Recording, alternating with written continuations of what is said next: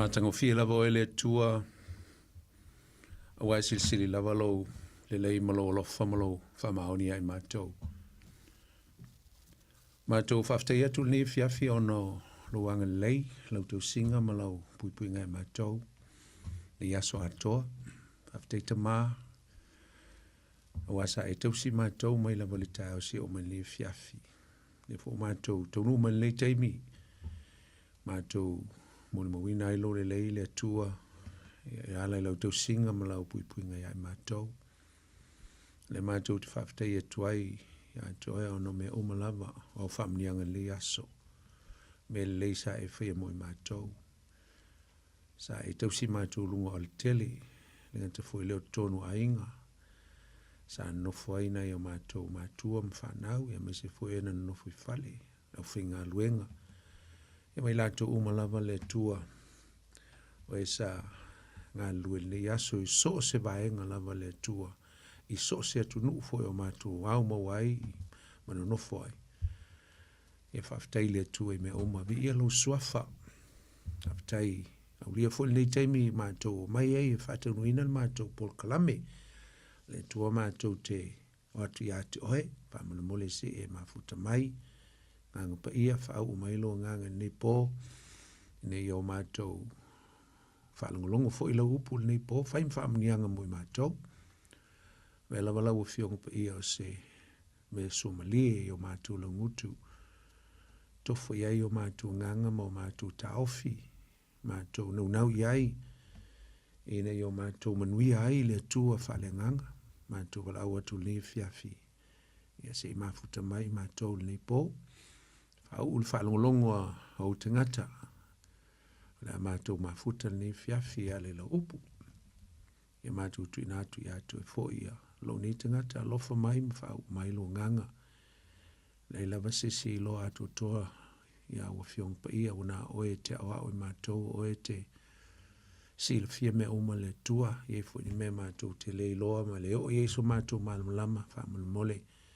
Whailo mai ma o mai mātou le tua whamal mole tu ina atu i atu oe ni o tangata le nei fiafi o inisio maftia o inisio mana misi fso soani ia tau lava o la upu ina ia fso soani atu le tua whaima waila au sobalie waila awola fso soani atu e ni vaenga o le soifuanga mise ia popo ngam whaita alo ui ai mātou e whalawelave me ese o me tupul nei o langa mātou te iai. Whamnia iu tangata le nei pō, le tua, ea le lau fionga pa ia. Uni eise nganga whalawelave ai mātou ni fiafita mā. Pasa loto mai mātou, ma ia tala le mātou whalongo, ia ta awhi o mātou loto lau upu, mātou te olai. Ia nā le mātou talo le fiafi le tua, au mafo le ngā luenga, tu mau ia to ele vi inga ai mai fata va ia matou ia vi ia lava o Yesu lo matou li wala to ele matou talo le po amen ia vi ia le tu le ni foi fiafi talo fa to ele ile silasio si o tatou tunu pele sa mo e ne foi po tatou mafuta tatou Paul Kalame masani nei tu le penga le loto na tu ona nei poni fonti pe fon masani ai le fo tatou wheloa i le tatou Paul Kalame masani, taimi masani, ta alvalu Yesu foti tasi so vi ia le tua.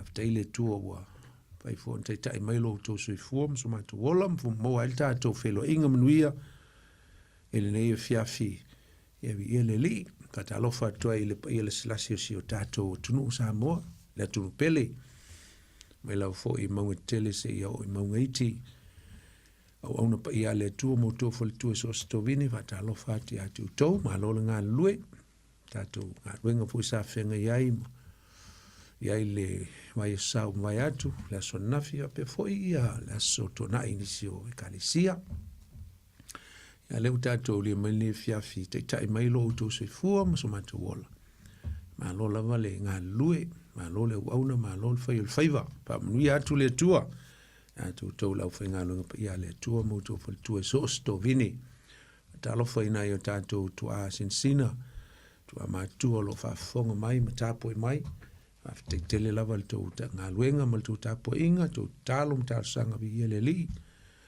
Ia whatalo what fo i nisi o lo mwhapenau na whato toli i tonu mo ta ngase.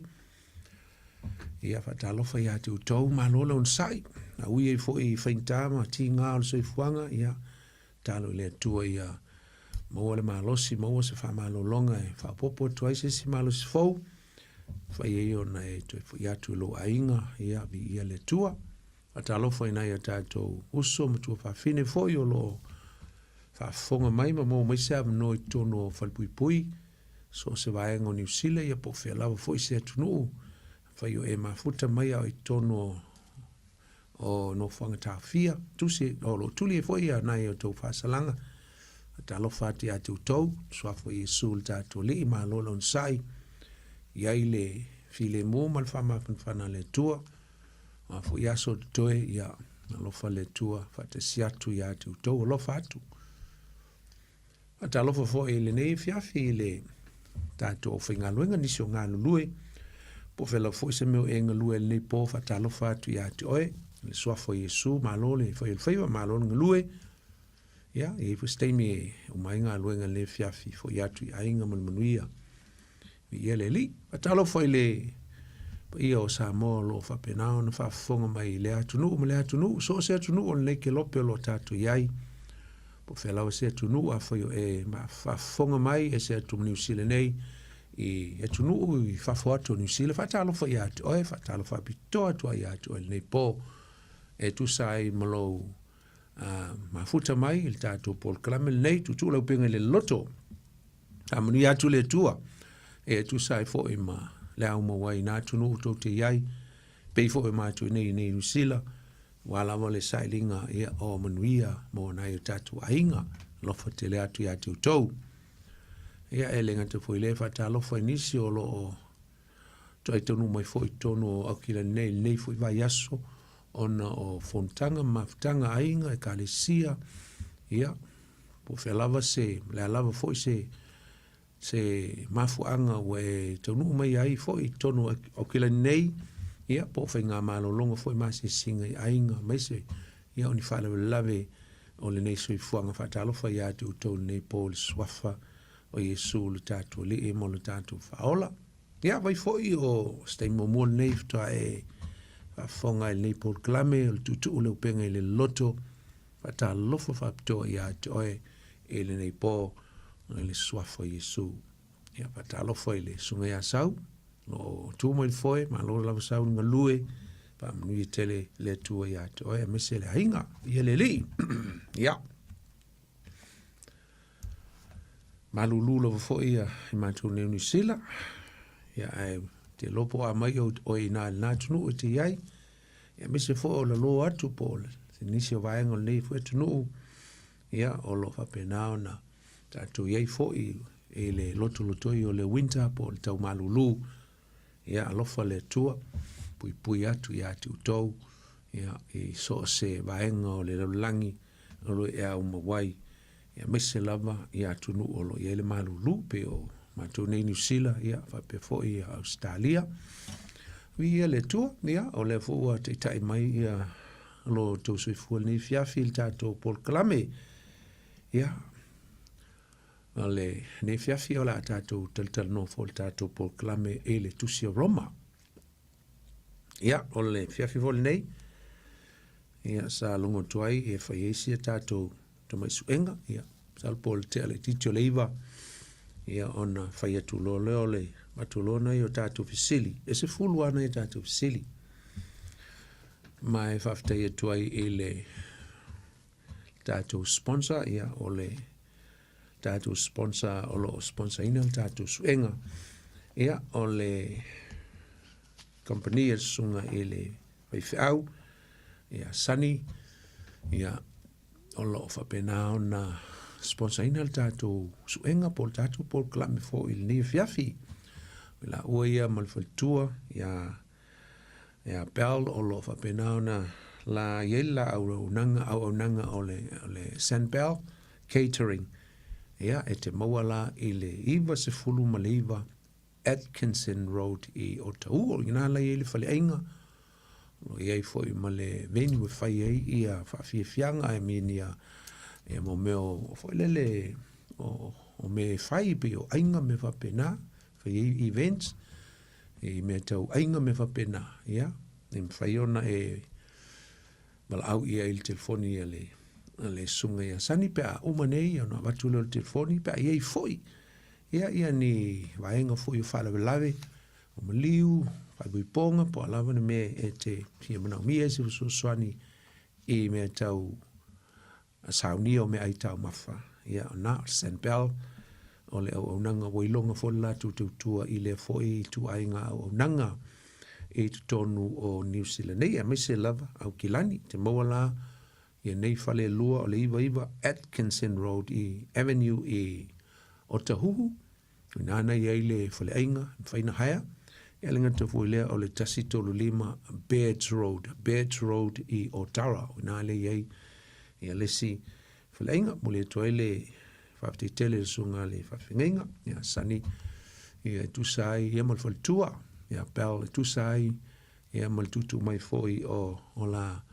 tawau ia e so sani foi ma fatupe ia le tatou le tatou suenga ia le tatou Paul Klame o le tutu le upenga i le loto e lua la ia tatou whailonga e fia whaia lua whailonga tatou lua se lau limus fulu tu pele wa mai ele sunga sani ma fal tua whaia le tatou lono inga o le main price aia e lua se lau ia e maua mal tulua ma hola limus futala ana ia e va pepe mane fa tolua ia tatou alu mo na a o foi le si lua masina le lumna ia o tu mai volta o o fiau tu mo foi le ia tonu o tewa ia se swinga le tit ia ai ua lava tatou price na lua ia le main price al me taua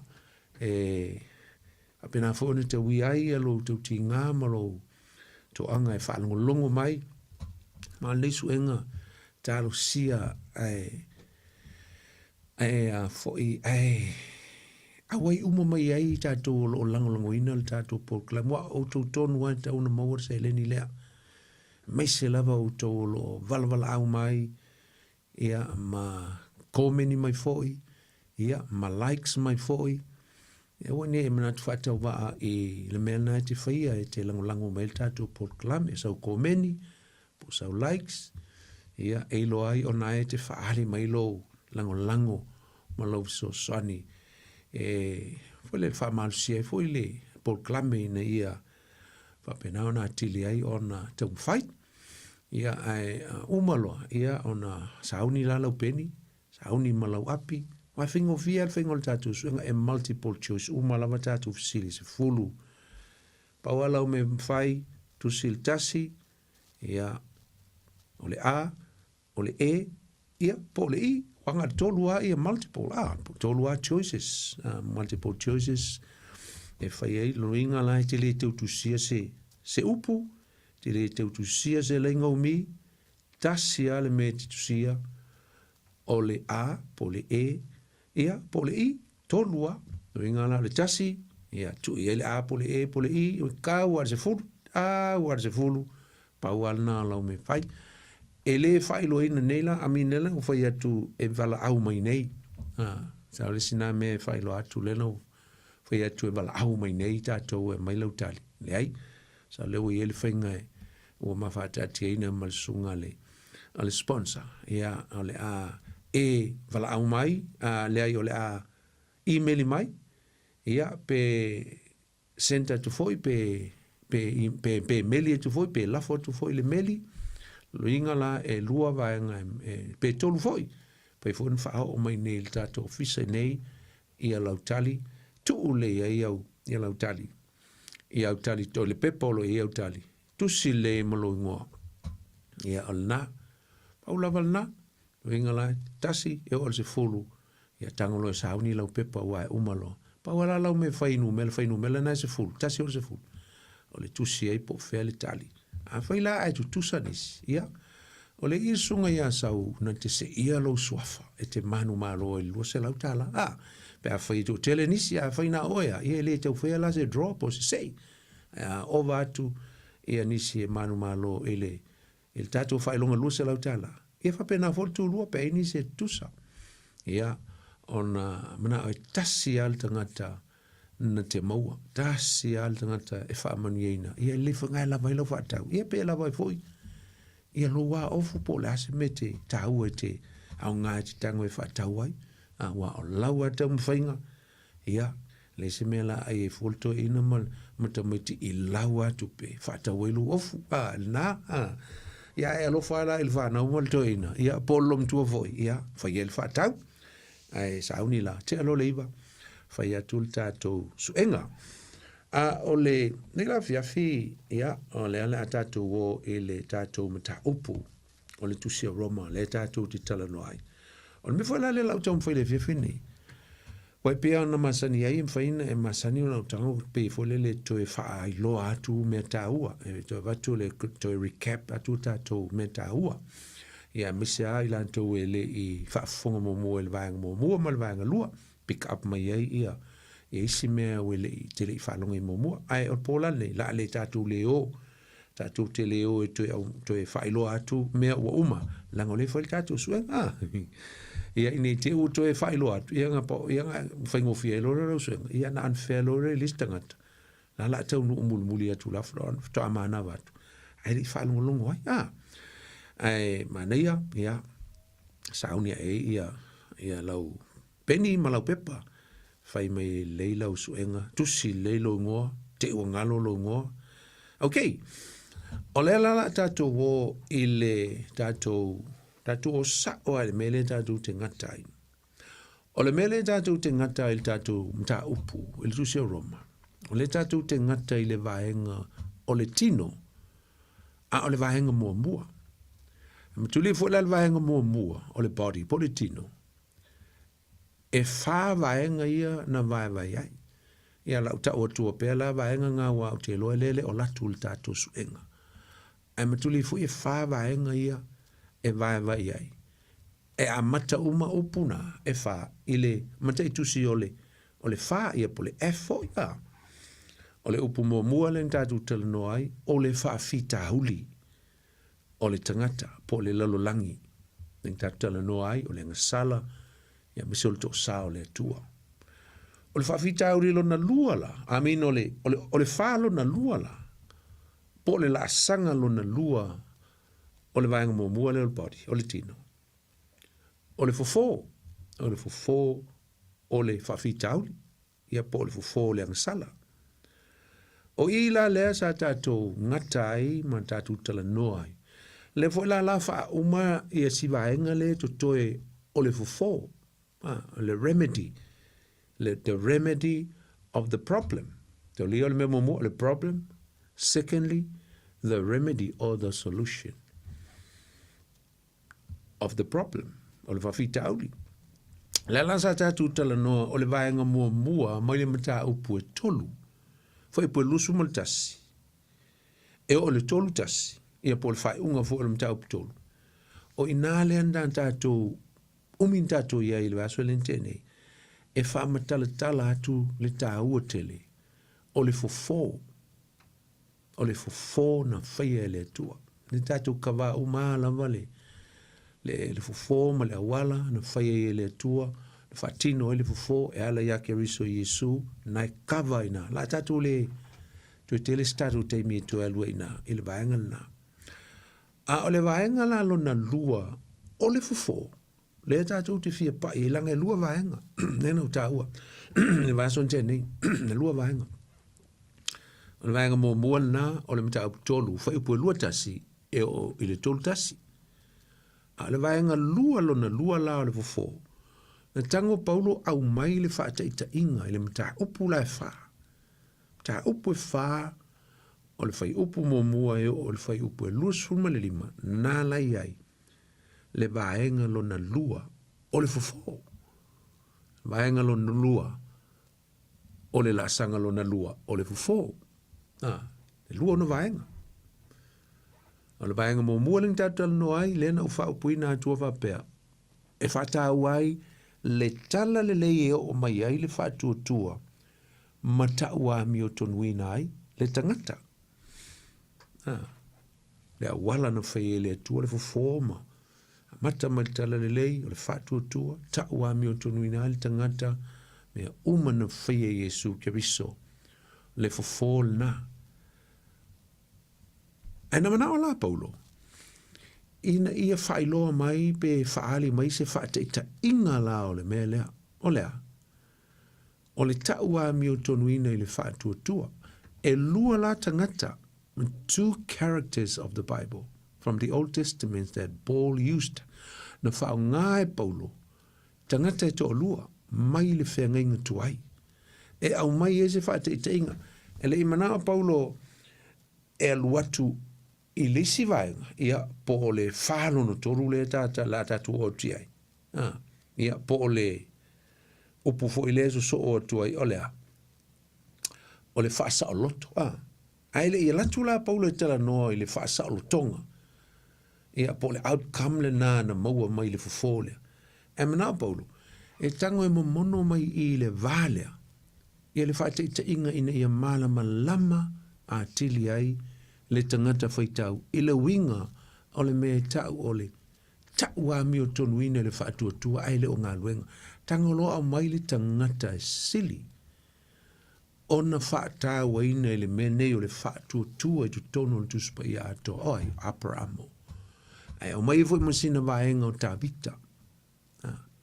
Ai vaila i le amtanga o le mata upu nai wha.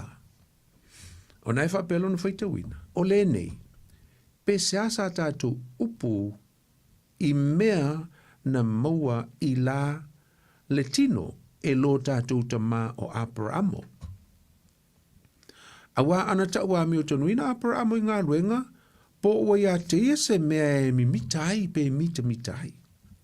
A ua le ai luma o le atua.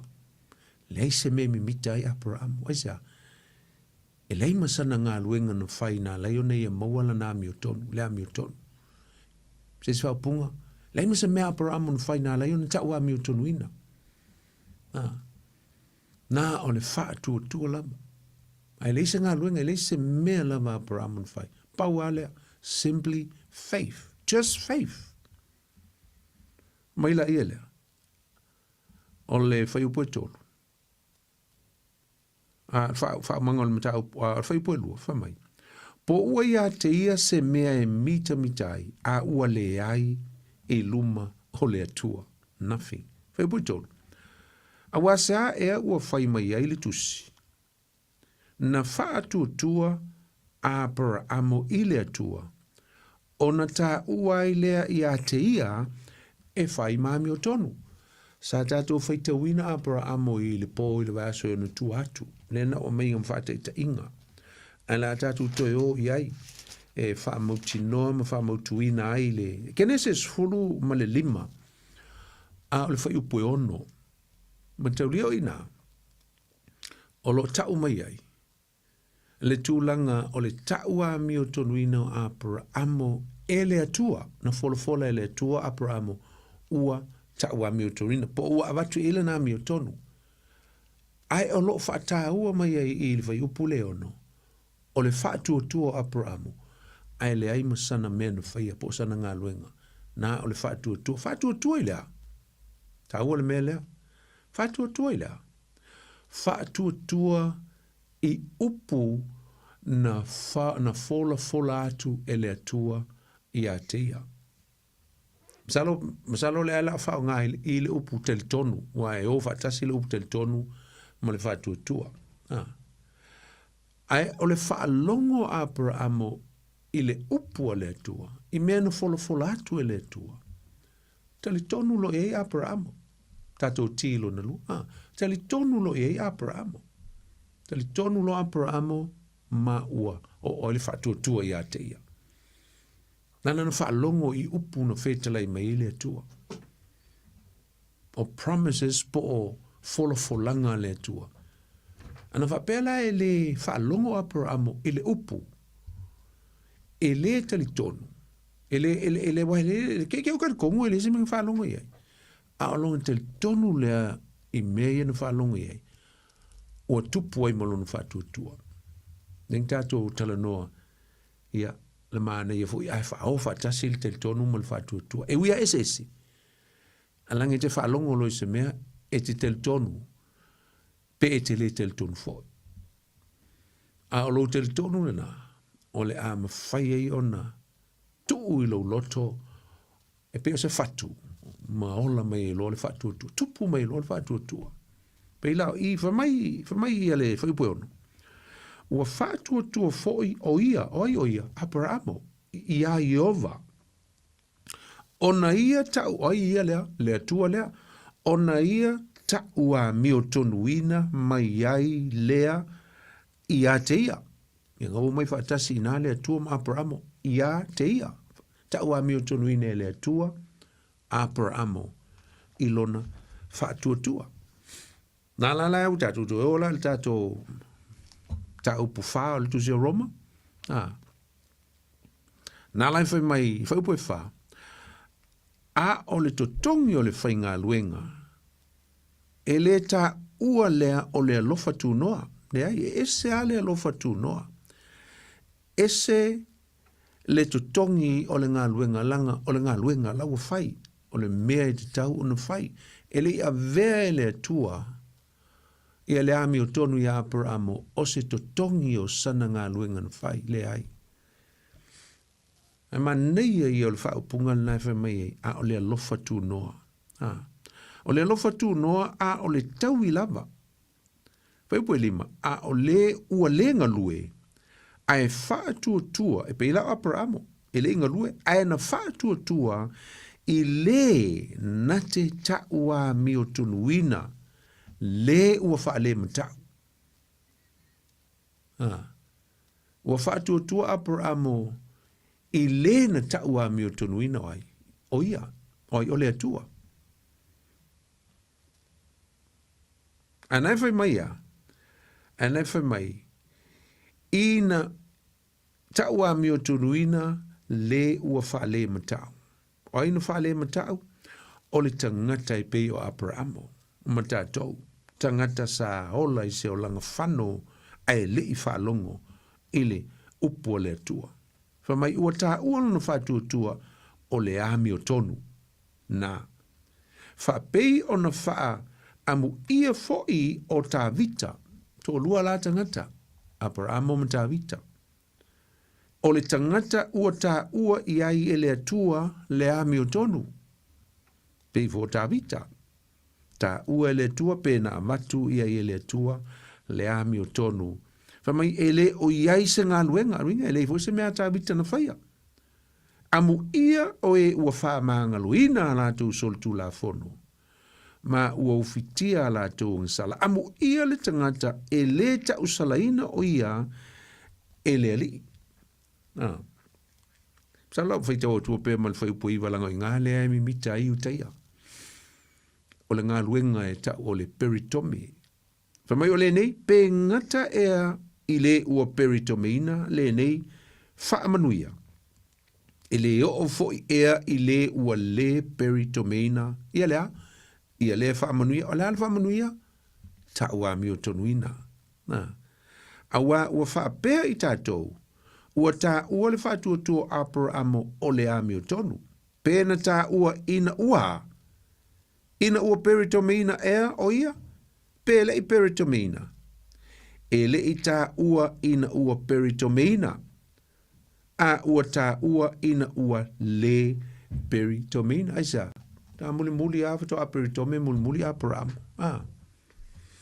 o ina le tatu te loa ina ta ua mi o tonu ina Abrahamo ai le whaia le ngā luenga le pisa i utai o le peritome the deeds of the law ngā luenga le tula fono e se la le taua wa le tatu le o fai tauinga le tele o fai upu wae fai si umi o le a tatu va vai ai i le mea antoa le na o fai tauina mai a le fai upu mua o le fai upu suma le lima o le fola ina o le taua mi o tonuina o Abrahamo ona o lona fatuatua ai le oni ngā luenga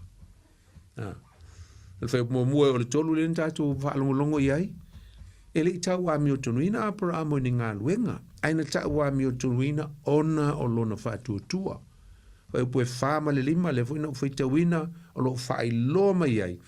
Le ese o le alofa tūnoa ma ngā luenga.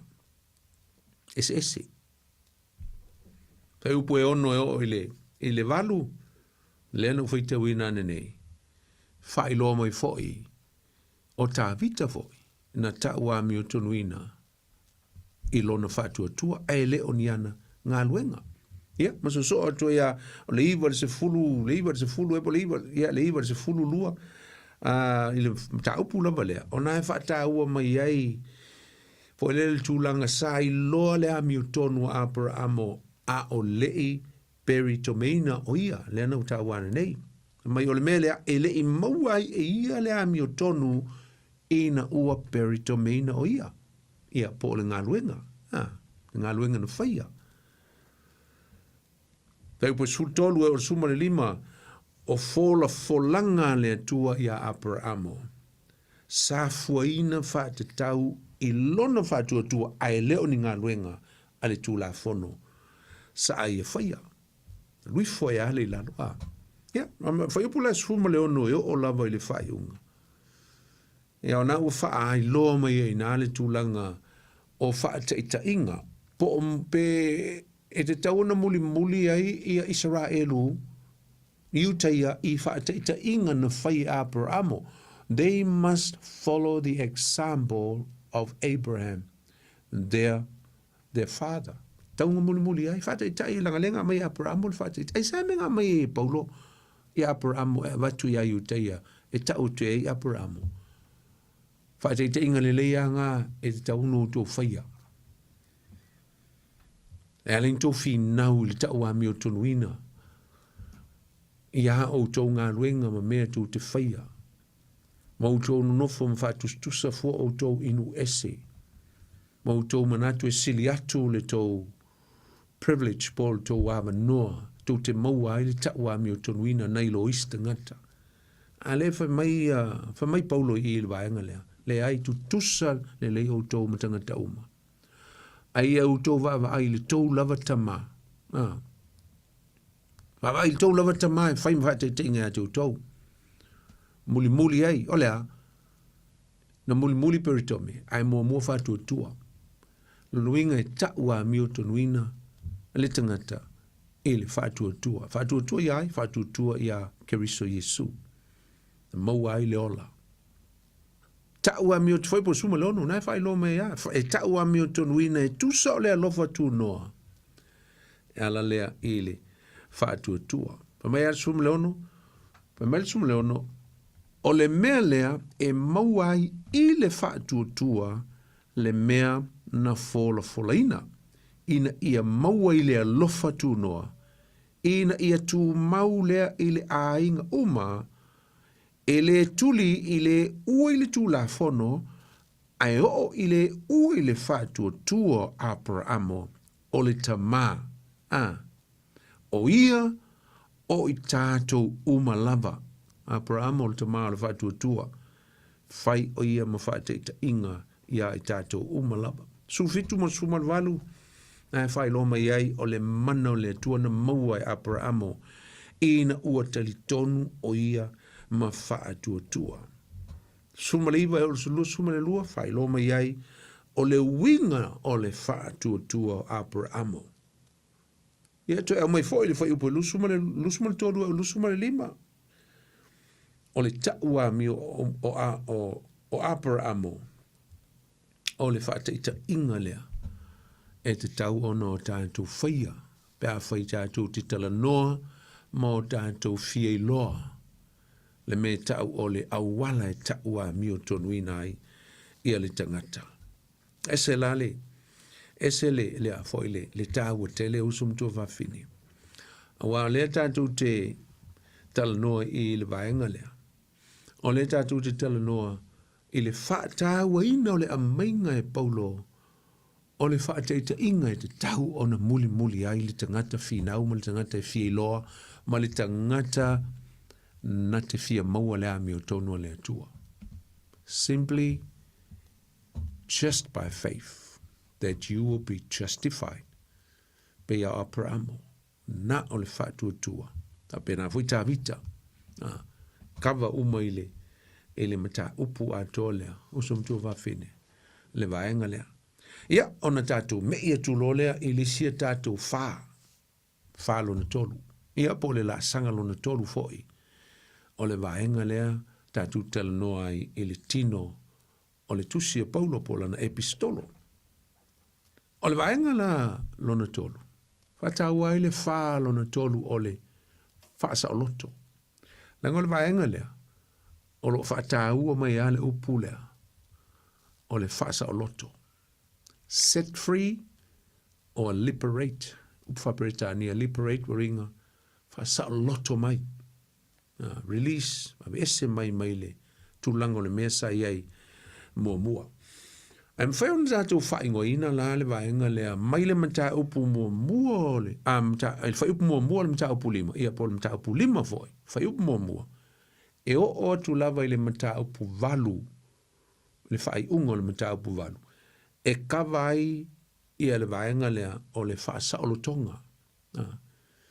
E mwhai fwoi tātou whaingoina le vaenga lea o le freedom lea. Po le setting free lea, po le liberating lea ngaka.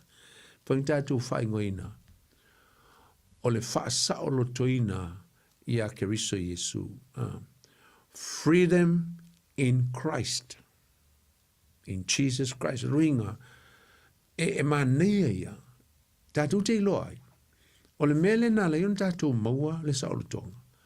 Ona o le mele whaie Keriso Yesu. E ala ilo na maliu. Malingi lo na toto. Tu ina atu lo na soifua. E whaasa o loto ai i tātou. O le whaasa o lo tonga la. O le whaasa o lo toinga. Whaasa o lo tonga i a Keriso. Freedom in Christ. Whaingoa i la. Mai bea whaingoa i le. E le tātou vaenga lea mai le mata upu lima whai mua e o le mata upu valu i lona whai unga. O le whaasa o lo toina mua la, matau lia e whaasa o lo tonga. Whaasa o lo tonga. O le whaasa o lo tonga mua. E whai ngova pea. O le whaasa o lo tonga mai le toa sa o le tua. I le wha moe i a Keriso Yesu. It's let's do it this way. Liberate us from the wrath of God to the hope in Jesus Christ. Fasa loto mai tātou mai le tua sa matau tia o le tua. Ai tu ina atu i tātou le wha moe e ala ia Keriso Yesu. Nā lai kawa i le mata upu lima. Whai upu mua. E o i le whai upu e lua suma le tasi. Le tāhua, le outcome lea. Mai le fofo lea na whao ngā e tātou. Lea na tātou talanoa i na tātou maua le fofo lea ona le maliu e Keriso Yesu. O la le mele, what's the outcome? O lea la le mele lea mauai. O lea le result lea la mauai. Result le e mei e wha o lea. Wha mea e wha sa o loto mai tātou. Mua, wha sa o loto mai tātou mai li toa sao lea tua ai au mai tātou i le wha moe i a Keriso Yesu.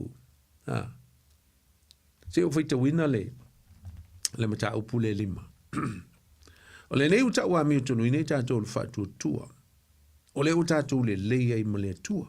Ono lo tātou li o Yesu Keriso. O ia foi o tātou maua mai ai, le te inga i le lofa tūnoa. Tātou te iai i le whātua tua. O lo mita foi tātou ma le wha moe i le manuia mai le tua. E le ngata foi lea, a o tātou mita i pōponga, ina o tātou i loa o pōponga, e tupu ai le onsai, o le onsai e tupu ai le mautinoa, o le mautinoa e tupu ai le wha moe. O le wha moe e le mai awa o wha malingina mai le alofa tūnoa le tua i o tātou loto e le nganga paia. O fo ina mai ai tātou awa na maliu Keriso i ona po te tau ai. Ina vai pe tātou. O le sui o ia o e wha le matau. awa e toe ina le mawhai o noti o se tasi e sui i le wa mi o tonu. A o le wanga le lei, a tonu pe wha ma losi se tasi, o na oti e sui ai. O ia, a ua whaali tino ina mai e le atua, lona lava lofa i a te i tātou, ina ua maliu ke riso, masui o i tātou, a o tātou anga salapea. Whafonga lal whai upo iwa lea. O le nei, ua taua mi o tonu ina nei tātou i lona toto, ele, whamai ele whaole ina ea i tātou e ia, ai le toa sā i sea. Awa a whai wale lei tātou mo le tua, i le maliu o lo nalo, ina o whai tātou mona fili, e matua whaola ina lawa i tātou, i lona soifua, o i tātou ua le lei maia. Na lui foi ai lalo, a ole au tui, na e wha matala mai ai le maliu o Yesu, whai masui o i tātou, me le le ngā lenga o whai atua na lela. O le whaasa o loto ina mai o i tātou mai le toa sao le atua. Ai a watu i tātou i le wha moe moe. E ese a le ola i lalo le toa saa. Ese le ola i lalo le wha moe moe. Pe i to tonu le wha moe moe. It's different. Different life to live under the wrath of God and living under the hope or in the hope in Jesus Christ. Tātou te ola, ina ua whaasa o loto, ina mai tātou mai le tō sā o le atua. Wa mai lai tātou, wa tātou wola i le wha moe moe, o se ola e iai le wha moe moe i le lomnai. E na whawhena o mai le wha moe moe, na o mai le wha moe moe ina o sau Yesu, ma liu i lo tūlanga, ma lo tūlanga. Sau Yesu, whai le tongi ola. A le whamatala mai ai nā i le whai upu e ono. A wā ua ma liu ke riso Yesu i ona pō e te tauai. A o lae vai i tātou. Lalo wingo nā whai whapunga. A o lae oti i tātou whaale nganga. Ma wha malu i fōle to sao le atua. E lunga o i tātou. A o tātou vai. Lalo wingo nā whapunga. As we were living vulnerable, without any hope, bounding for hell, bounding for our, for damnation. Wa sauni tātou teo e tu tongi la tātou sala. Aina maliu Yesu, suia le tō sao le tua. Mai le wha moe le tangata ola. Sau le tātou whalo na lua. So, o le memo muala, o le freedom from the wrath of God to the hope in Jesus Christ. O le whalo na lua, e whapealo na whapunga. O le whaasa o lotonga mai le sala, e whapealo na whapunga. Whaasa o loto mai i le polonga i le sala. A ua au mai tātou ile ami o tonu ke riso Yesu. Tātou te olai. So we are set free from sin or from slavery under the power of sin. Two, amai tātou, freedom set us free from bondage of sin into the righteousness of God. A vese mai tātou mai le polonga i le sala sa tātou iai. Ai au mai tātou i le sipito i le ola a mi o tonu. I ola i loa i le a mi o tonu le atua le na mai. Amen. Yala foi te wina. O la na e maua a toa la vale. Nā fo i le vaenga lea. O lo maua i le mata upu ono. Ona le isi taimi tua whaitau mai ane i mata upu ala whaitau atua nao. Me o lo wha tā waina mai. Ai molo selfia o mata upu ia. Pela mata upu lima leo o mano whaitau ina. O lo wha tatau lava wha tā ua ai le wha saolo to ina mai o tātou mai i le toa sa o le atua. Mai tātou le wha mo. Le matau puono o lo wha tā waina i le wha sa o loto mai o tātou mai le anga sala po le polonga i le anga sala. Ai au mai tātou i le ami o tonu a keriso Yesu. Whai puono, matau puono whape. O le nei, sa ea sa tātou upu. Tātou tena nofo pēr e i le anga sala. Ina ia wha tele ai. Le alofa tuno, aua nei whapea. O i tātou ua oti la le ngasala, pe whape whiaona o tātou wola pea i ai.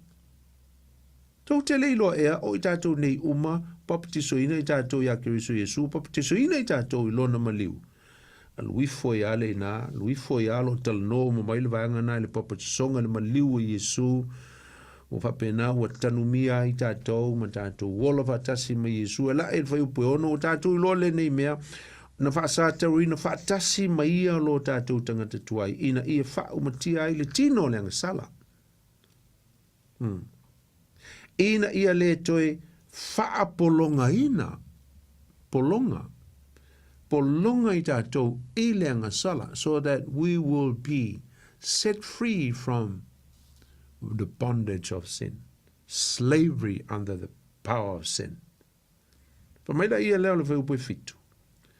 Awa o le uoti ua tuu sau noa o ia mai le angasala. Le upuna tuu sau noa means to set free. Sa loto, tuu sau noa ringa wa ese mai oe. Ese mai oe fea, na fe mai tuu sau noa ia nai le angasala. Awai foi uoti fatasi tātou makiriso, wa tātou ta ofi, tātou te ola, foi, fatasi maia me ngaile ave sea ia ke viso Yesu i nei me uma tātou te tala no ai pe folana o vai atu ola i le ami o tonu ke viso leo ave i tātou e sa o tātou mawai le manuia ona o le mea na whaia e ke viso i Yesu mo i tātou whai upo se fulu male valu. Se fulu male valu. Tātou sifianga i elva ipo su male valu. Le whapea. Ua tuu sao noa, le whukutua sao lupu tuu sao noa, ua tuu sao noa foi au tou nai leanga sala. Le tātou tala noa i leanga sala. Whasao loto mai tātou mai leanga sala. A ua whai ma au auna a le ami o tonu, le winga la leo lau whai atu i atoe. A vese mai tātou mai le polonga le sala, ai mai tātou e whai ma au na le ami o tonu. Nala winga o nā mea, servants of righteousness. O lea ua ia to e mau, le ami o tonu o le atua. E le o toi au na la i tā ua, i le anga sala. Sa polonga i tā ua. A ua tā au na, i le ami o tonu o le atua. O le wea e tātou ringa, o le mea ngai tausi e tātou. Tausi e tātou le ami o tonu means we are serving the righteous of God. O ne ngalo o le whai o le ngasala, o le polonga. Le ia sisi mea e whaatau tele i ele wingo nei o po le slavery, po le slave, po le polonga i tonu tu spaia. Throughout the whole Bible, the word slave is referring to slavery under the power of sin, or serving sin. Po le au na i le ngasala isa. I think I'll to see Ione mta po valu, anel valu fitua.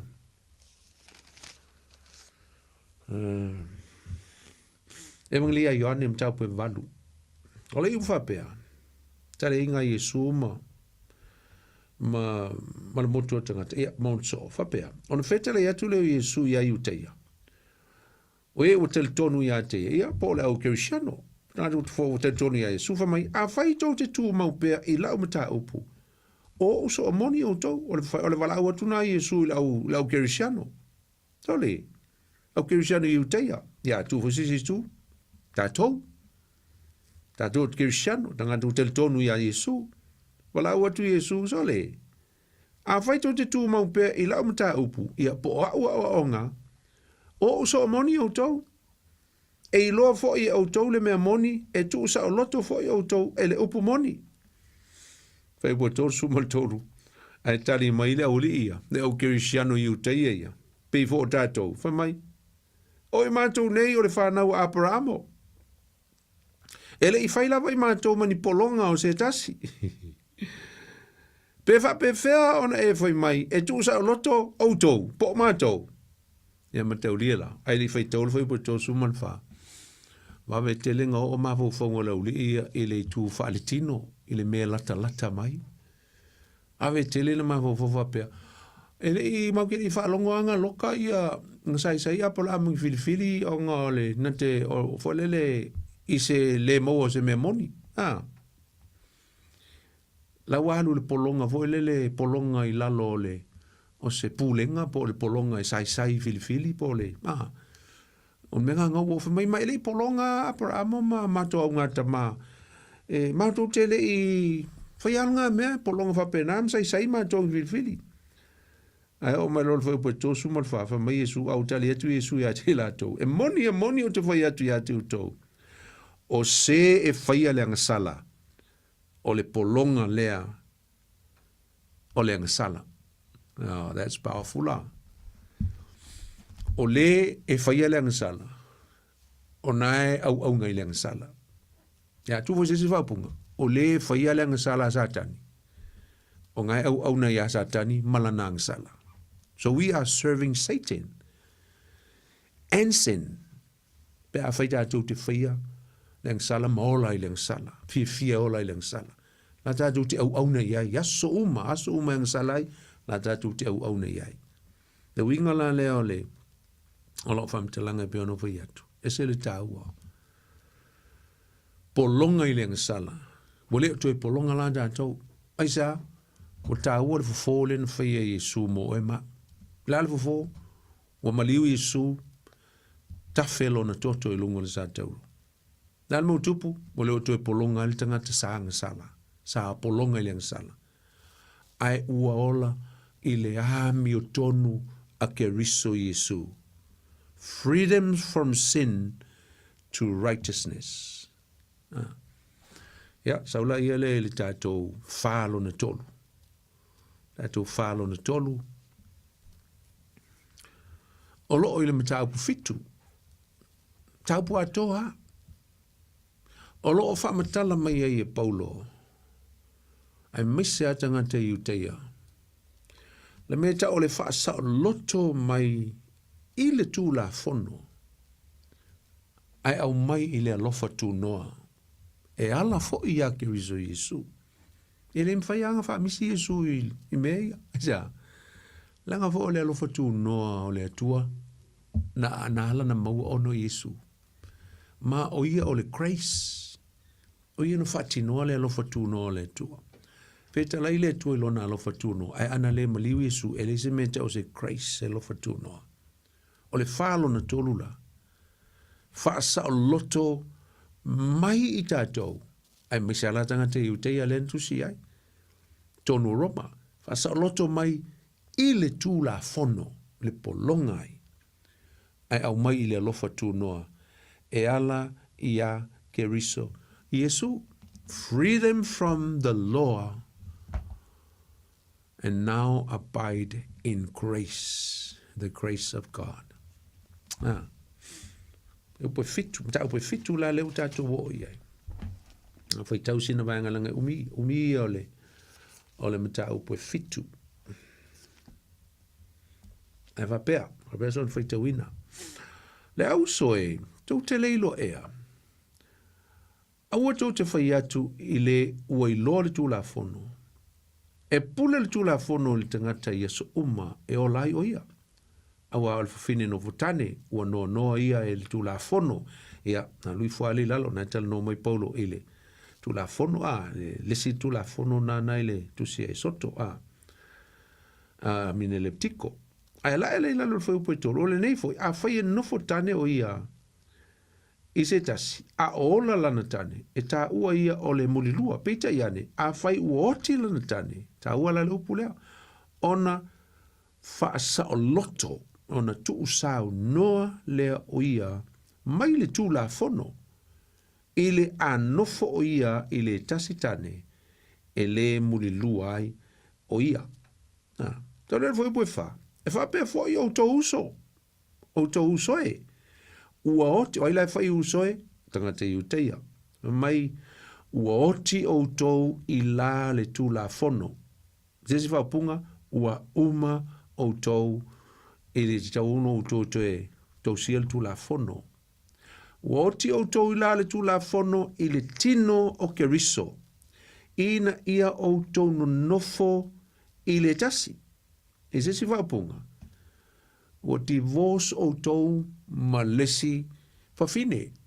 Ia po ua faa uma ia le tau whiangainga malesi fafine.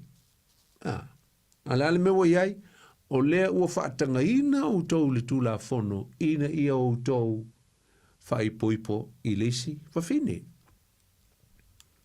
Fafine fau. Ia isa ua mulilua. Ua mulilua le whiangainga mua, ua alu fafine. Ia lai kau ka ofi lava o ngol tula fono. Ai au mail tusi a lei, ta tala aisa faa sa o loto, tuu sa o loto, i ele fafine le na e alu e toi. Faisa sisia na, alu langa round luna lua aisa. Langa laua muli lua le tamaloa, ia ngā fo laua muli lua le fafine, ia ai release le tamaloa. E release a, e faa i poipo atu i lesi tangata fau. Pena umale mele faa ngā mai e fo e apostolo Paulo ifa mai a, ua oti, po ua umal mafutanga oe malesi tangata, oilesi tangata, le tula fono. A o lea ua tuu sau noa oe, e te faa i poipo atu i leisi fafine. Po lesi fea ngainga, oi, o lea lofa tu noa o lea tua. O keriso Yesu. Faile, le o onga le fa me Yesu, malana o onga, malona lofa tu no, le o to wolai. Ai te tala mai o to maile, whenga to ye mo mua. Lima, awa ua ngālu lue mana o leanga talu le tu la fono i o tātou tino. Ina o i la le tino i tātou. E fua mai eini fua e oti ai. Whamaila le whai upu e ono. A ole nei, ua tatalaina i tātou po ua whaasaulotoina mai le tū la fono sa tāo fia i tātou ina ua tātou woti o lea ua tātou au nai i la lea nganga fau. O le si fine fau lea oi, o lea nganga. Lea nganga. Po fai le lea alma aftanga isa, langa ua malepele, whenga inga mua. La nga koe fai o la waru le si fai le muli lua fai le a o le winga ngā le tusi a le e le ulia e ta tala le le iai ia le fai pui ponga po le whenginga mua fa mai ia na ura tala o tau fasa o loto o tau mai tu la fono sa tau fia ai o tau ai sea ina ua o tau oti ai o ringa ua uma a fa mai a o lea ua tātou au auna i la le nganga fau. Ai le i la le tusi tuai. Pol tu la fono. Aluifo i ale i lalo oka. Ta te fiule me whamataltala atu le teleo. Mea mātango fie o lo o mai tono ni tusi. Ai mol tatu teni. Awa le wa tale iwa. Ai na tau fai fa o matul tato fa muli tato mai le leva yaso ya tato alu lisi vai ai tango fai tau mai loai esele mania tato te loai e pi fallinga mai ai fo le ua pe fai po suma le lua so fai tau nga suma le lua ta watangia mai ai tu langa le taua o le ave ese man tu la fono ai o le lisi me fo o le ne lo fa tu no le tu fa mai fai po suma le lua o le nei foi e pa ia lava le tū la fono, ma le polo inga e pa ia, e tonu ma ua le lei. Ia ua avea ea le mea le lei ma mea e otia iau, aua ne i whapea, a o le anga sala, ina ia i loa mai o le anga sala lea, o le na te whaatupuina le oti ia te au i le mea le lei, ina ia i loa i le polo inga, o le anga sala, e matua anga sala lava. E i tū le lei o le tū la fono na e tau le apostolo Paulo. Mai apostolo Paulo i il tusi il tau pulea. O le tū la fono. e au ngā e whaailoa ai le angasala, whaailoa ai le wā anga le a mai le tūla fono. E le whaailoa mai o oele o e solia, o e whaia le angasala. E ei ala isi vai ngolo o tala no mai la apostolo Paulo, i le tā ua o le tūla fono. Ai, o le manatu o le apostolo, ina ia i loa e tanga te iu te ia, ni wasau Yesu Keriso, o lea ua whapena, o na whaata waina, ia Keriso Yesu ma lea lofa tūnoa, nei lo le toi tau sisi na ia tausi, ia le tūla fono, ai whaatua tō nai, lea fio mai o Keriso ma mai lea lofa tūnoa mo i tātou.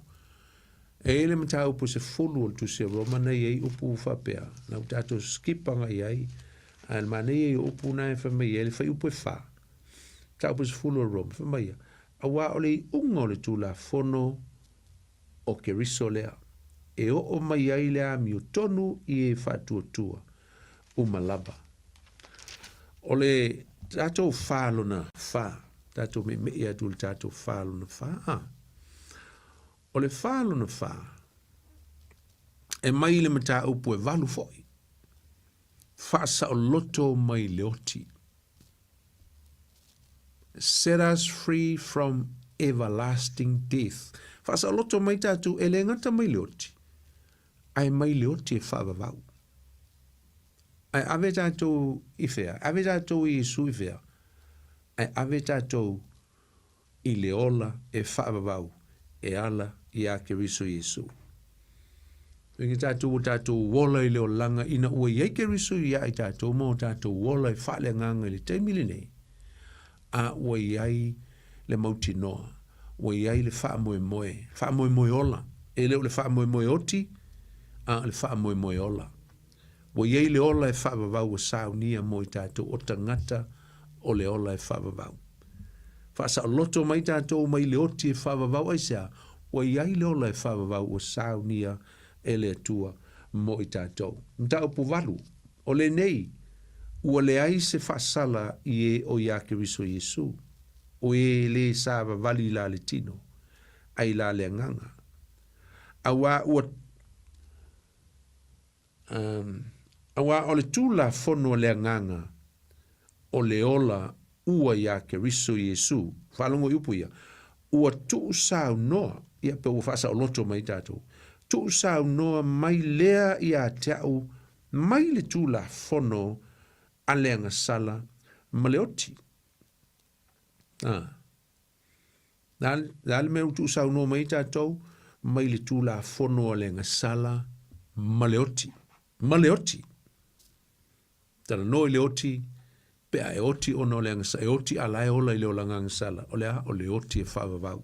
Nala wingo lo te whaavau, e le to iaise mafutanga ma le atua. Pamai fwoi tolu, awa o le mea na le mawhia le tūla fono, ina ua vai ia ona o le tino, ua whaia lea e le atua, i lona awina mai o lona alo, ua tino tangata angasala, o le taulanga fo'i mo angasala, na ia whaasala ina ai, le angasala i le tino, ina ia ato o toa i le ami o tonu i la le tūla fono i ai tātou o e sāva vali i la le tino, ai la, o e le sāva vali i la le tino, ai la le anganga. O le whaiupo se fulu, ai a whaiu i to tonu ia te o tau Keriso, wa oti ai le tino, ona o le angasala, a ua ola le nganga, ona o le ami o tonu. E po sumal tolu, a wa a whaito te a mio i la le tino, e oti ai o tau. Ai a whai e whasi o tia o tau a mionga le tino, e le nganga. Tau te ola ai, you will have life. Tau le aiele le mata au, le whai po sumal valu. A wa o lo manatu, e le tau ona whaatu saina le ti ngai nei ona pō ma le manuia tali e whaalia mai ia i tātou. A wa o lo whaatali tali mea oma na whaia ma le nau i le whaalia mai o le atali e o le atua. A wa ua whaatu i le loina mea oma na whaia i le uvale. E le o lona loto lea, ai pe tai, ona o ia na wha to i la loina ai, ma le wha moe moe, le wha moe moe ia poleola e wha vavau. Wha mai, ia tu usau noa, ia lava mea na whaia, e o i le saolotonga o le wha naua le atua, e manui ai. Te loa, o som tu va fine, tatu whalongolongo i le tele o whai upu mai tutono o le mta upu nei e valu. O le mta upu valu ese a fo i le sauno o le mta upu valu. Ea, langa e lua mea ngai fite na i mai i tono o le mta upu valu. E lua. Ai mani no ale amatanga, no condemnation. Ele ai se whaasala. O ia ke riso. O nā lui foi a lea, whailo me ia le fete nai, contrast po le ese. Whaatustu saina o me lua o lea, o le ola i le nganga, ma le ola i le tino. Le no whaita wina ana nei, e le whai upu mua e tau lava i le whai upu e fitu, e pe valu tātu whalongo ai, e lua lava mea o iai le fete nai, o le nganga, na e wha malosi mai le apostolo Paulo e ta tau ono tātou filifili e ola i le anganga. E aua le ola i la le tino. Whai upu mue o le wha. O le whai upu lima e o le valu le ana ngata i lau whai tau ngani nei. O na e wha amatala mai le apostolo Paulo ia i tātou. Le tau o tele a o tātou wola i le anganga. Ola i le wal mele le mana o Paulo e ola i tātou leo Kirisiano. Ola i le nganga. Ai leo le tino. Na o tua sin whate te inga pu lava i le winga le ola le tino. Live in flesh and live in the spirit. A le mele wha mai il whai upo e lima e o le valu. Awani o tātou ola i le nganga. Ai tātou tau mwhai e tau whaafia le atua ini mea le tino. I le flesh, awangi i kau kamwhai e hola i me lua. Ta whai mai o leu tātou ole le nganga, ai tātou tau whai e please pe whawhia le atua i mea le tino. Lua e ali lalo le whai upuiva e o sumal tasi na e whamatala mai ai wha mai o apostolo Paulo sao nia i tātou Kirisiano ina ia ola i le nganga so that we must live in spirit but not in flesh.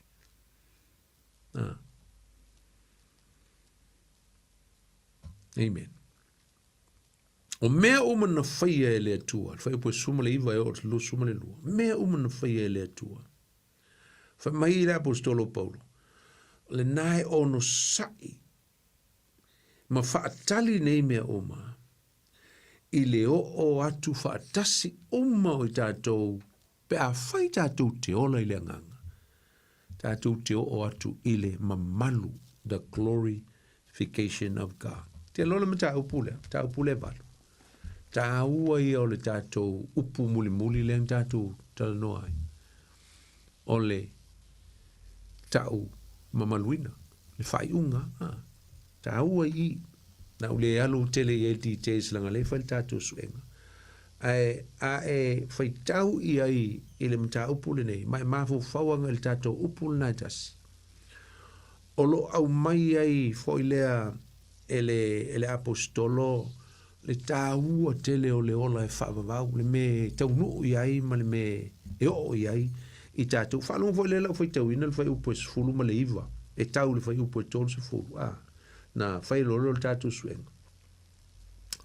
E po sifuru ma le iwa, le no whai tuene nei, sifuru ma le iwa. Mai awa o lo whaatalitali mea umana whaia ma le nau i le whaalia mai o le atali o le tangata. He tau tala le taimi o le end times, taimi o le fio mo Yesu.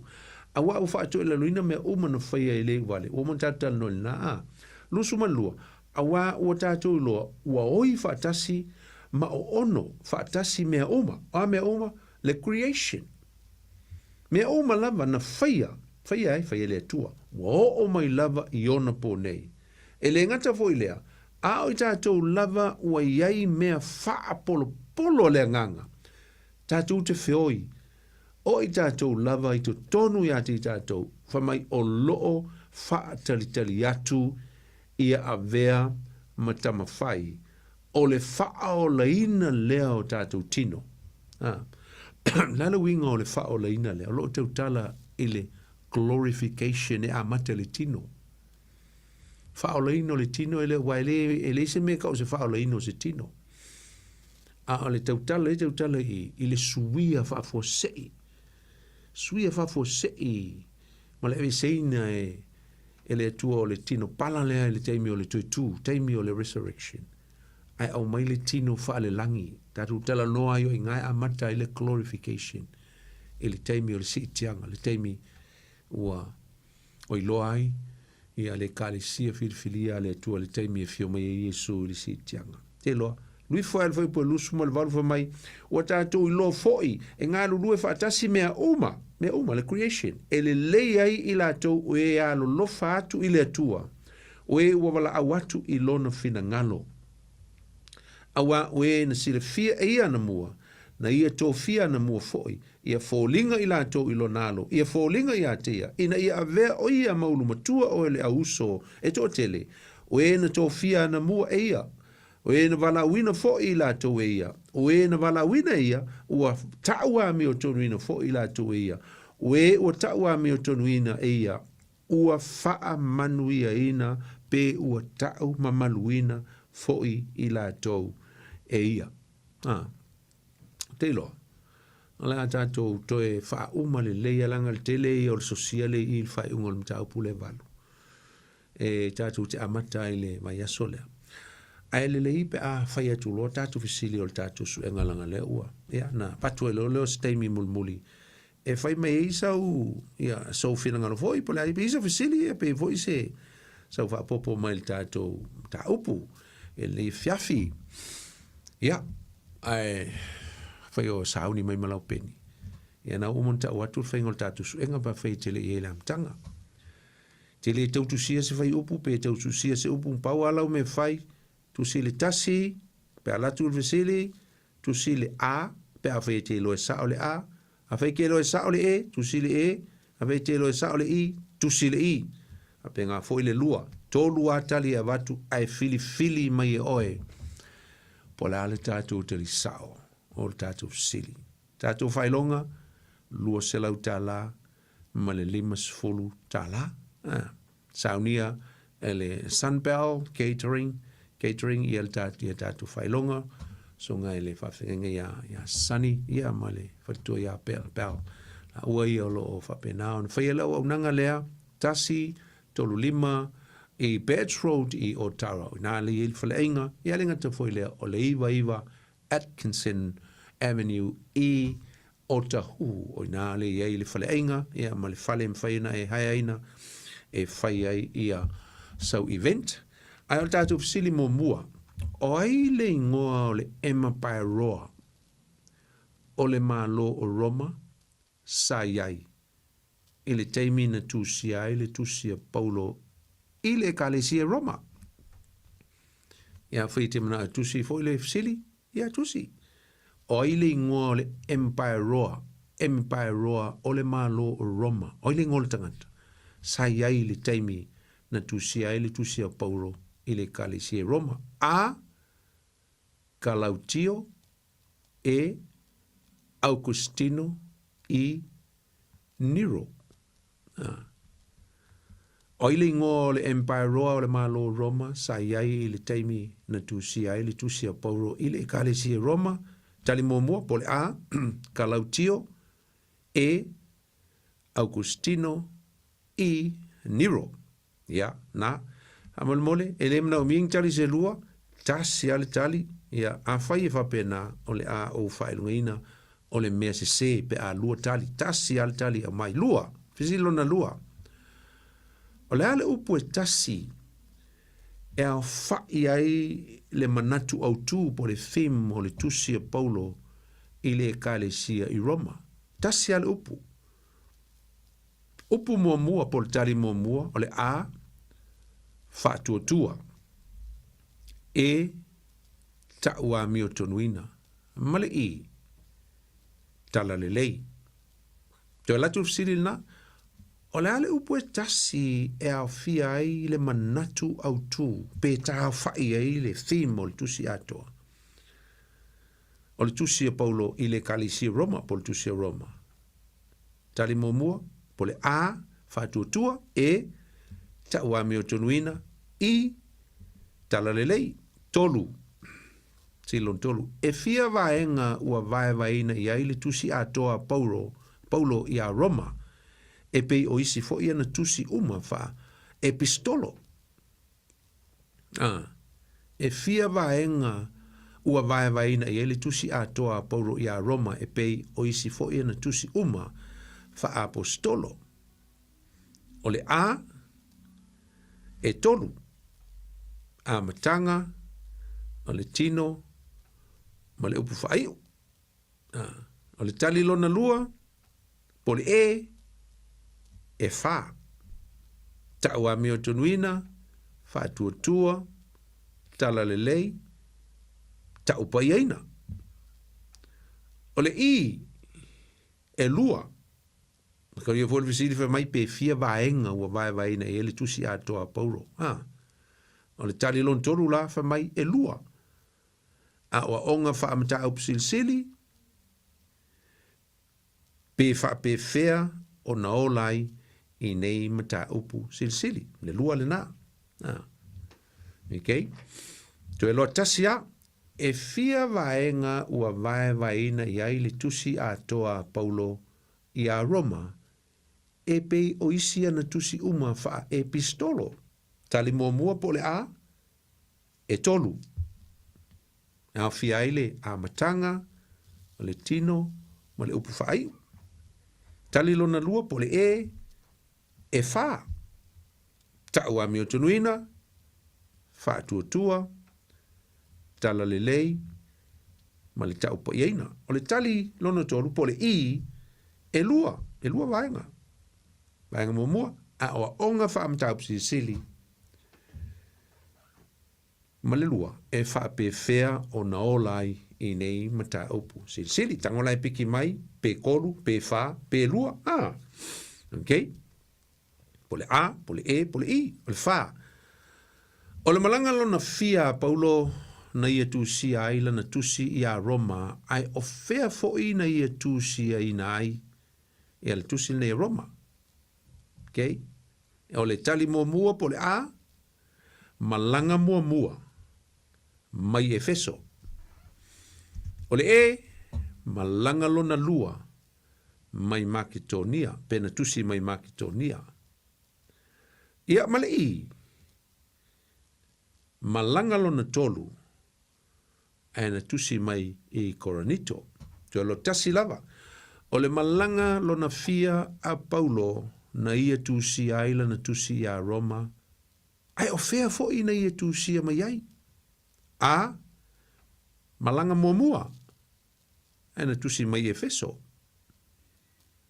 E, malanga lona lua, mai Makedonia. Ia male i, malanga lona tolu, mai Koronito. Okay? 5. O ai na la tau fatuina le kale si e Roma e tusa o manatu o le au skola. O ai na la tau fatuina le kale si e Roma e tusa o manatu o le au skola. Tali mua, tangata e Peru na fo'i atu mai Jerusalema i le tausa maanga o le Paseka. E o tangata e Peru na fo'i mai Jerusalema i na ua uma le tausa maanga o le fale apitanga. Ia maltali mulmuri po le i. O tangata e Peru na fo'i mai Jerusalema i na ua uma le tausa maanga o le Pentekoso i le tausanga ti a toltolu. Ia, piki mai sautari, na tu eluatu. O aina la tau fatuina le kale si e Roma e tusa o manatu o le auskola. Tali mua, Pole a, tangata e Peru na fo'i atu mai Yerusalema ina wa uma le tausamaanga o le Paseka. E, o tangata e Peru na fo'i mai Yerusalema ina wa uma le tausamaanga o le Faleapitanga. I, o tangata e Peru na fo'i mai Yerusalema ina wa uma le tausamaanga o le Pentekoso e le tausanga tia tolu. Tau tātou fisili ono, ni alo afa. Mafoina. Ono, o le a le whaasolonga sao o upu e lima o le awivi o le awaonga Paulo i le tusia Roma. O le a le whaasolonga sao o upu e lima o le awivi o le awaonga Paulo i le tusia Roma. A, whaafonga lei. Ai alu tango e tusi lalo i ngai whaelo lau filifilinga. Tali momua, whaasolonga lea. Whātua, tau paiaina, tala lelei, tau amio tonuina, tau mamaluina. O le tātou tali momua na.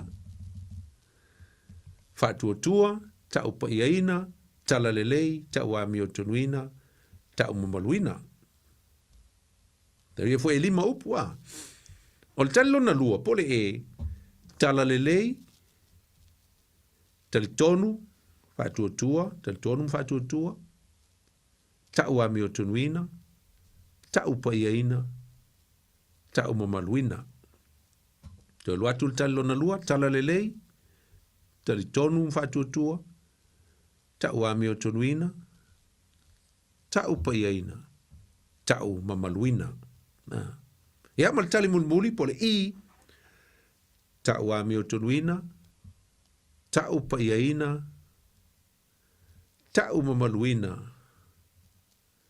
tala lelei. Ia mal tali tonu mwhātua. Tali mulmuli pole I tau amio tonuina, tau paiaina, tau mamaluina, tala lelei. Ia e mulmuli aile e tali tonu ma whātua. Le ono na. O le fitu, o le ale whaamatalaina sao o le winga o le upu, tau a mio tonuina. O le ale whaamatalaina sao o le winga o le upu, tau a mio tonuina. A, ua fola e le atua lana mio tonu, ua avatu i le tangata anga sala, ua salamo. E, ua whailoa e le atua lana mio tonu, ua tuu i natu i le tangata ua whaamaa ngaloina. Ia malitali mulmuli, ua fola ina e le atua lana mio tonu, ua tuu i natu i le tangata angasala, e ua whaatua i a Yesu. Matisili, o le ale whaamtaleina saa o le winga o le upu tau a mio tonuina, a ua fola ina e le atua lana mio tonu, ua avatu i le tangata angasala, ua salamo, e ua whailoa e le atua lana mio tonu, ua tuuina atu i le tangata ua whaamangaloina, I ua fola ina e le atua lana mio tonu, ua tuuina atu i le tangata angasala, ua whaatua i a Yesu. Na. Saula ia lea i le tātou fesili lona valu. Na whape wheo no o le tusia Paulo i le ekalesia Roma. Na whape wheo no o le tusia Paulo i le ekalesia Roma. O le a, na ave le fafine e ngoa i a Fipe. E, na ave le fafine e Peru e ngoa i a Pisila. Ia male I, na ave le fafine e Peru e ngoa i a Safaira.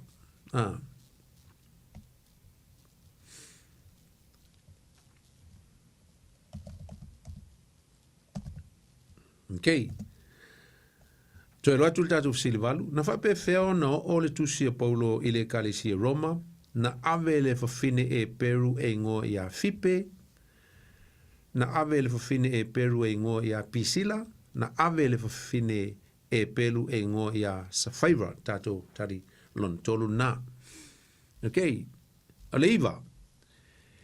E fia vaenga o le tino o le tusi o Roma ai oa fo i nei vaenga. Ringa e lua vaenga o le tali. E fia vaenga o le tino o le tusi o Roma ai oa fo i nei vaenga. Tali mua o le a. E lua o mata upu sili faa le atua ma le upu faa iu. Lua, po le e. E tolu. O le amatanga. O le tino.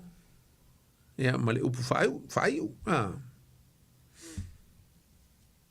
Whalongo le visili. E fia vaenga o le tino.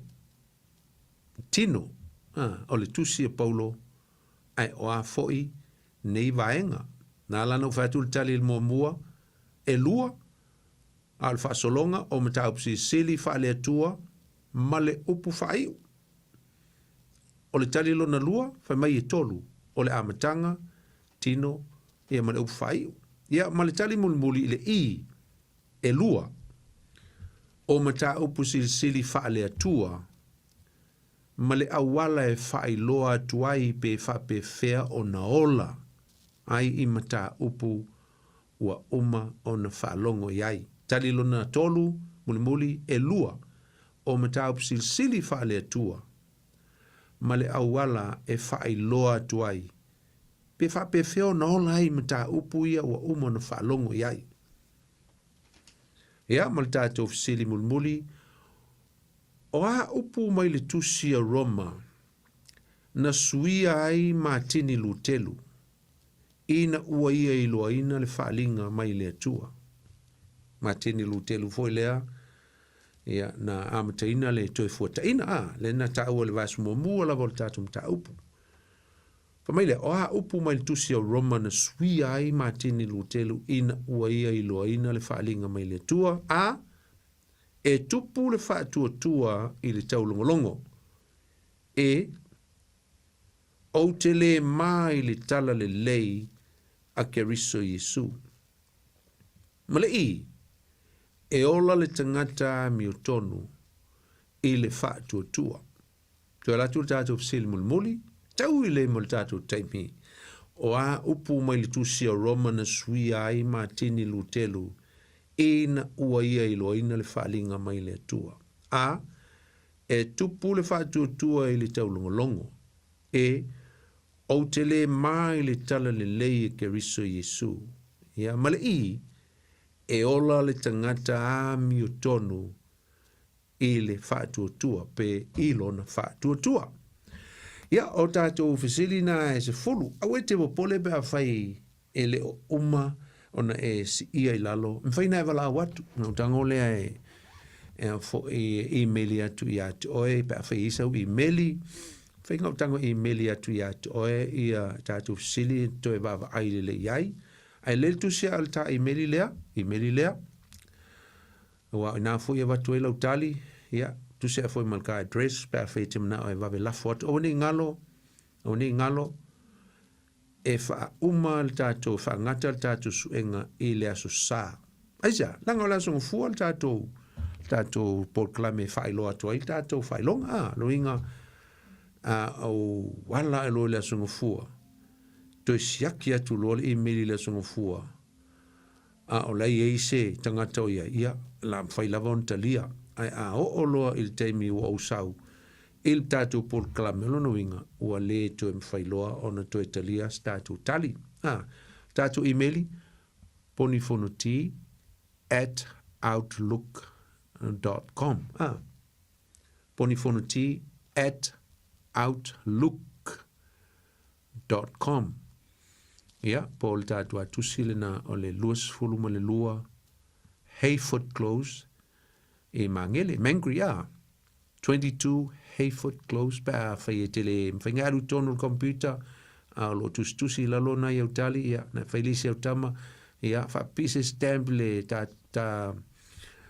tali ia ma lafo atu ai wawe lafo atu langa e tolu aso e alu atu ai ia whato ataunu watu winga a whai e te mana lafo atu vave ona watu ne te uta unu atu le asunga fua le pole sunga fua ia awa watu e fum tatu tali le pole sunga fua o la numera telefoni o lua tasi o lua lima valu tasi fa lima ia mfai fona to e sosani atu pe afai e te fia maua ia nisi kopi ia po sisi foi au le lingo tatu siri fai me ia utali ele yo o ile asunga fua o le vas fo e whangatai ia tātou fisili. Taulia, lua se lau tātou whailonga mua, ia male lima sul tā la le whailonga luna lua.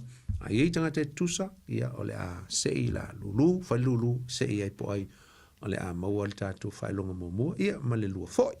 Te whafonga male tātou emaili, ponifonuti@outlook.com, ta numero telefoni, o lua tasi, o lua lima valu tasi wha lima, tatu atusi ala foma ye au tali lus fulma le lua Hayford Close Heyford close i Mangry okay ma tatu por clame fona li fiafi ale a fai tatu i se talo fa taile tua vi elo swafa fa vau fai wina formato ta upu me se formato suenga mato ne fia filma to por clamele tu fafte tele lava ilo mafuta ino mato talo famnia yo tangata o mato mafuta tama me se fo yo le fenga ye mo se mato suenga le titi o lo su e ilo mato lo mo lo mato su famnia yo tangata le po famnia le ala leo me se lo fenga luenga mo pulenga le tua famnia me o malava me se fo le va yaso ilo tu no inga luenga fo fuanga ia te oi pelevi inga e wha vautama. Fo i mai ai mātou le whātau wā ia te oi levi inga o le wha manuma le wha tanga. Tu mau ia te oi as o mai o atu lava le wha vau lava. Amen. Ia, o le tātou por krame fo na leva ia so sumtu wa fine ia keriso la auto aunan le poni fonti tātou tu e whi loai foi e le vai as fo. Manuia suenga. God bless you all. In Jesus' wonderful name. Amen. God bless.